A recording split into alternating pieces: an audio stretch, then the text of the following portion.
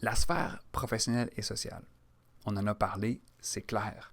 Parce que dans un milieu de travail, les relations de travail vont être énormément plus faciles. Parce que, premièrement, on va parler à nos collègues, à notre boss, à nos employés, peu importe à qui, de la façon dont ils aiment se faire parler. Mais surtout, quand c'est important.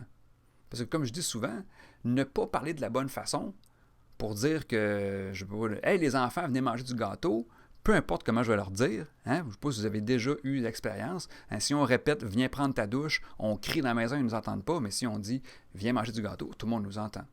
Hein? Alors, c'est important de savoir parler dans le bon langage, surtout quand c'est vraiment le temps. Quand c'est le temps de justement venir faire une tâche qui ne tente pas vraiment. Et on va pouvoir utiliser les bonnes motivations.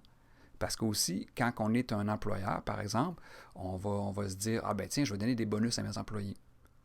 OK? Et là, je vous demande, est-ce que c'est une bonne façon de donner des bonus à des employés pour les motiver? Et là, je peux vous dire que vous vous trompez parce que peu importe ce que vous avez répondu, à moins que vous ayez répondu qu'il n'y a pas de bonne façon de motiver le monde.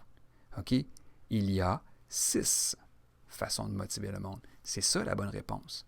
Donc, le bonus, oui, ça va fonctionner avec certains types de personnalités. Mais pour un autre, ça va être de se faire dire bonjour le matin. Pour un autre, hein, ça va être de se faire laisser tranquille. Donc, il va y avoir des façons différentes de motiver nos employés, de motiver notre équipe de travail, si vous êtes superviseur, de motiver, c'est sûr, notre famille.